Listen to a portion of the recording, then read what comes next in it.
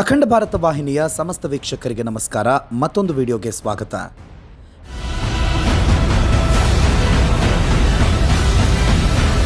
ಹಿಂದೂ ದೇವಸ್ಥಾನಕ್ಕಾಗಿ ಹಿಂದೂಗಳು ಹೋರಾಡೋದು ಮಾಮೂಲು. ಆದರೆ ಹಿಂದೂ ದೇವಾಲಯಕ್ಕಾಗಿ ಎರಡು ಹಿಂದೂಯೇತರ ದೇಶಗಳು ಬಡಿದಾಡ್ತಾ ಇವೆ. ದೇವಸ್ಥಾನದ ವಿಚಾರಕ್ಕೆ ಎರಡು ದೇಶಗಳ ನಡುವೆ ಯುದ್ಧ ನಡೆದು 10 ಮಂದಿ ಸಾವನ್ನಪ್ಪಿದ್ದಾರೆ. ಈ ದೇವಾಲಯದ ವಿವಾದದ ಕುರಿತು ಅಂತಾರಾಷ್ಟ್ರೀಯ ನ್ಯಾಯಾಲಯ ಕೂಡ ತೀರ್ಪು ನೀಡಿದೆ. ಚೀನಾದ ಬುಡದಲ್ಲೇ ನಡೆಯುತ್ತಿರುವ ಈ ಸಂಘರ್ಷವಾದರೂ ಏನು?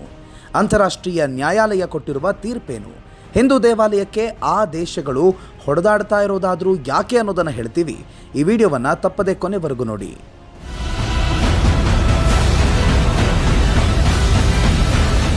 ನಿಮ್ಮ ನೆಚ್ಚಿನ ಅಖಂಡ ಭಾರತ ವಾಹಿನಿಯನ್ನು ಸಬ್ಸ್ಕ್ರೈಬ್ ಮಾಡಿ, ವಿಡಿಯೋವನ್ನು ಇತರರಿಗೂ ಶೇರ್ ಮಾಡಿ.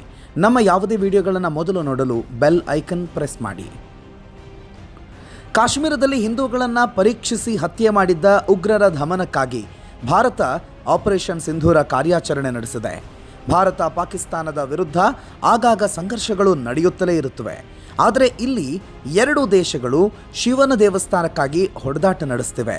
ಹಿಂದೂ ದೇವಾಲಯಕ್ಕಾಗಿ ಬಡಿದಾಡ್ತಿರೋ ಆ ದೇಶಗಳು ಹಿಂದೂ ದೇಶಗಳಲ್ಲ, ಭಾರತದ ನೆರೆಯ ದೇಶಗಳಾಗಿರೋ ಥೈಲ್ಯಾಂಡ್ ಮತ್ತು ಕಾಂಬೋಡಿಯಾದಲ್ಲಿ ಶಿವನ ದೇವಸ್ಥಾನಕ್ಕಾಗಿ ಸಂಘರ್ಷ ಏರ್ಪಟ್ಟಿದೆ. ಈ ಎರಡು ದೇಶಗಳಲ್ಲಿ ಹಿಂದೂ ಧರ್ಮದ ಬದಲು ಬೌದ್ಧ ಧರ್ಮವನ್ನು ಪಾಲನೆ ಮಾಡಲಾಗ್ತಿದೆ. ಆದರೂ ಕಾಂಬೋಡಿಯಾ ಮತ್ತು ಥೈಲ್ಯಾಂಡ್ ದೇಶಗಳು ದೇವಾಲಯಕ್ಕಾಗಿ ಯುದ್ಧಕ್ಕೆ ಇಳಿಯೋದರ ಹಿಂದೆ ರೋಚಕ ಸ್ಟೋರಿ ಇದೆ.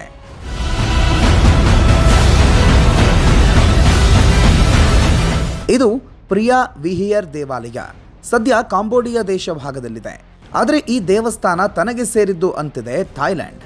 ಕಾಂಬೋಡಿಯಾ ಮತ್ತು ಥೈಲ್ಯಾಂಡ್ ಗಡಿ ಭಾಗದಲ್ಲಿ ಈ ದೇವಾಲಯ ಇರುವುದೇ ವಿವಾದಕ್ಕೆ ಕಾರಣ. ಭಾರತ ಕಾಂಬೋಡಿಯಾ ಹಾಗೂ ಥೈಲ್ಯಾಂಡ್ ಜೊತೆಗೆ ಉತ್ತಮ ಬಾಂಧವ್ಯವನ್ನು ಹೊಂದಿದೆ. ಕಳೆದ 4 ತಿಂಗಳಿನಿಂದಲೂ ಪ್ರಿಯಾ ವಿಹಿಯರ್ ದೇವಾಲಯಕ್ಕಾಗಿ ಎರಡು ದೇಶಗಳ ನಡುವೆ ಸಂಘರ್ಷ ತಾರಕಕ್ಕೇರಿದೆ. ಕಳೆದ ಫೆಬ್ರವರಿ ತಿಂಗಳಿನಲ್ಲಿ ಕಾಂಬೋಡಿಯಾ ಸರ್ಕಾರ ತನ್ನ ಮಿಲಿಟರಿಯನ್ನು ದೇವಸ್ಥಾನಕ್ಕೆ ಕಳುಹಿಸಿ ರಾಷ್ಟ್ರಗೀತೆಯನ್ನು ಮೊಳಗಿಸಿತ್ತು. ಈ ದೇವಾಲಯದ ಅಭಿವೃದ್ಧಿ ಮಾಡೋದಾಗಿಯೂ ಘೋಷಿಸಿತ್ತು. ಇದು ಥೈಲ್ಯಾಂಡ್ ಕಣ್ಣು ಕೆಂಪಾಗಿಸುವಂತೆ ಮಾಡಿತ್ತು. ಇದೇ ಕಾರಣದಿಂದಲೇ 3 ತಿಂಗಳ ನಡುವೆ ಎರಡು ದೇಶಗಳ ನಡುವೆ ಸಂಘರ್ಷ ನಡೀತಿದ್ದು, ಮೇ ತಿಂಗಳಲ್ಲಿ ಸಂಘರ್ಷ ವಿಕೋಪಕ್ಕೆ ತಿರುಗಿತ್ತು. ಕೊನೆಗೆ ಎರಡು ದೇಶಗಳು ಸಮಿತಿ ರಚಿಸುವ ಮೂಲಕ ಸಂಘರ್ಷಕ್ಕೆ ತಾತ್ಕಾಲಿಕ ಬ್ರೇಕ್ ಹಾಕಿವೆ.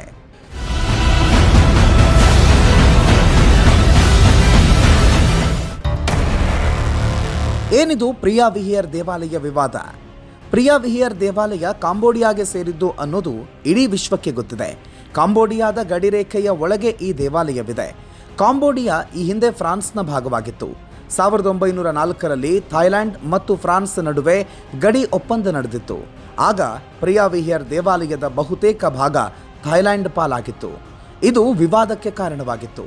ನಂತರ ಎರಡು ದೇಶಗಳು 1905ರಲ್ಲಿ ಫಿಕ್ಸೆಡ್ ಕಮಿಷನ್ ನೇಮಕ ಮಾಡುವ ಮೂಲಕ ಹೊಸ ಗಡಿರೇಖೆಯನ್ನು ರಚಿಸಿದರು.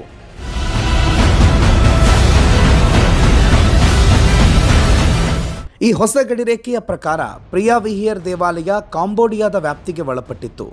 ನಂತರದಲ್ಲಿ ಕಾಂಬೋಡಿಯಾ ಸ್ವತಂತ್ರ ದೇಶವಾಗಿ ಹೊರಹೊಮ್ಮಿದ ನಂತರದಲ್ಲಿ ಪ್ರಿಯಾ ವಿಹಿಯರ್ ದೇವಾಲಯ ತನಗೆ ಸೇರಿದ್ದು ಅಂತ ಘೋಷಣೆ ಮಾಡುತ್ತೆ.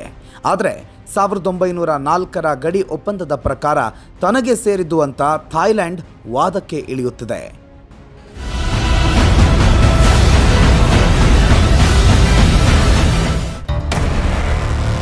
ಶಿವನ ದೇವಾಲಯಕ್ಕಾಗಿ ಥೈಲ್ಯಾಂಡ್ ಕಾಂಬೋಡಿಯಾ ಯುದ್ಧ.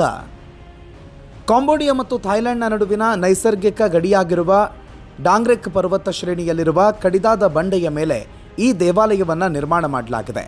ಪ್ರಿಯಾ ವಿಹಿಯರ್ ಹಿಂದೂ ದೇವಾಲಯಕ್ಕಾಗಿ ಥೈಲ್ಯಾಂಡ್ ಮತ್ತು ಕಾಂಬೋಡಿಯಾ ನಡುವಿನ ಸಂಘರ್ಷ ಎರಡು ದೇಶಗಳ ನಡುವೆ ಯುದ್ಧಕ್ಕೆ ಕಾರಣವಾಗಿತ್ತು. ಇದೇ ವಿಚಾರಕ್ಕೆ ಸಂಬಂಧಿಸಿದಂತೆ 1954ರಲ್ಲಿ ಥೈಲ್ಯಾಂಡ್ ಕಾಂಬೋಡಿಯಾದ ವಿರುದ್ಧ ಯುದ್ಧವನ್ನೇ ಸಾರುತ್ತೆ. ಈ ಯುದ್ಧದಲ್ಲಿ ಸುಮಾರು 40ಕ್ಕೂ ಅಧಿಕ ಮಂದಿ ಪ್ರಾಣವನ್ನೇ ಕಳೆದುಕೊಂಡಿದ್ರು. ಕೊನೆಗೆ ದೇವಾಲಯ ವಿವಾದ ಅಂತಾರಾಷ್ಟ್ರೀಯ ನ್ಯಾಯಾಲಯದ ಮೆಟ್ಟಿಲೇರಿತ್ತು.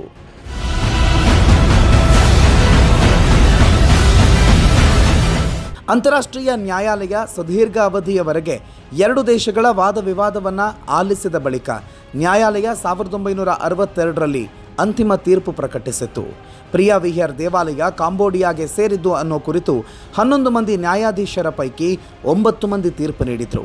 ಆದರೂ ನ್ಯಾಯಾಲಯದ ಆದೇಶವನ್ನು ಒಪ್ಪೋದಕ್ಕೆ ಥೈಲ್ಯಾಂಡ್ ಸಿದ್ಧವಿಲ್ಲ. 1904ರ ಗಡಿ ಒಪ್ಪಂದವನ್ನೇ ಇಟ್ಕೊಂಡು ಥಾಯ್ಲೆಂಡ್ ಇಂದಿಗೂ ದೇವಸ್ಥಾನದ ವಿಚಾರದಲ್ಲಿ ಸಮರ ಸಾರುತ್ತಲೇ ಇದೆ. ಇದೀಗ ದೇವಾಲಯವನ್ನು ಪುನರ್ಸ್ಥಾಪನೆ ಮಾಡುವುದಕ್ಕೂ ಸಿದ್ಧ ಅಂತ ಕಾಂಬೋಡಿಯಾ ಹೇಳ್ತಿದೆ. ಎರಡು ಬೌದ್ಧ ದೇಶಗಳು ಹಿಂದೂ ದೇವಸ್ಥಾನಕ್ಕಾಗಿ ಕಿತ್ತಾಟ ನಡೆಸುತ್ತಿದ್ದು, ಈ ಎರಡು ದೇಶಗಳ ನಡುವಿನ ರಾಜತಾಂತ್ರಿಕ ಸಂಬಂಧಗಳೇ ಹಳಸಿ ಹೋಗಿದೆ.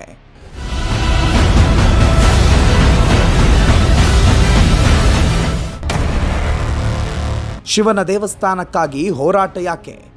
ಅಂತಾರಾಷ್ಟ್ರೀಯ ನ್ಯಾಯಾಲಯ ಪ್ರಿಯಾ ವಿಹಿಯರ್ ದೇವಾಲಯಕ್ಕೆ ಸಂಬಂಧಿಸಿದಂತೆ ಮಹತ್ವದ ತೀರ್ಪು ನೀಡಿದ ಬೆನ್ನಲ್ಲೇ ಕಾಂಬೋಡಿಯಾ ದೇವಾಲಯವನ್ನು ವಿಶ್ವ ಪರಂಪರಾ ಪಟ್ಟಿಗೆ ಸೇರ್ಪಡೆ ಮಾಡುವಂತೆ ಅರ್ಜಿ ಸಲ್ಲಿಸಿತ್ತು.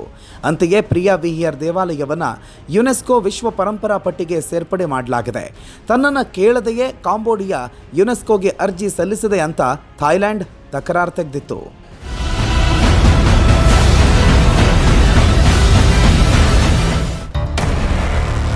ಶಿವನ ದೇವಾಲಯ ಕಟ್ಟಿಸಿದ್ದು ಯಾರು?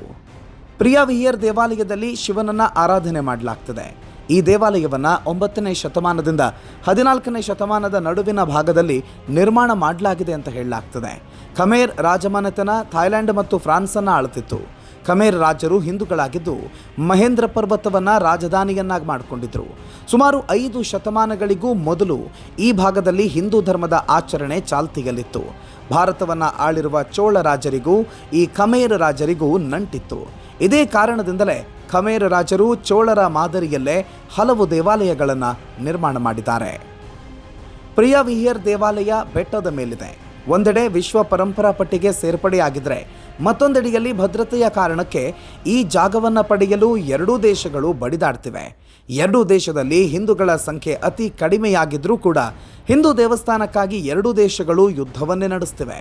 ಆದರೆ ಹಿಂದೂಗಳಾದ ನಾವು ನಮ್ಮ ದೇವಾಲಯದ ಉಳಿವಿಗೆ ಹೋರಾಟ ನಡೆಸದೇ ಇರೋದು ಮಾತ್ರ ದುರಂತವೇ ಸರಿ.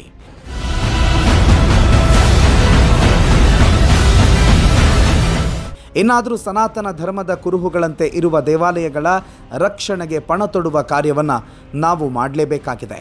ಮತ್ತೊಂದು ವಿಡಿಯೋದ ಜೊತೆಗೆ ಮತ್ತೆ ನಿಮ್ಮ ಮುಂದೆ ಬರ್ತೀವಿ. ಅಲ್ಲಿವರೆಗೂ ನೋಡ್ತಾ ಇರಿ ಅಖಂಡ ಭಾರತ, ಸನಾತನ ಯುಗ ಆರಂಭ.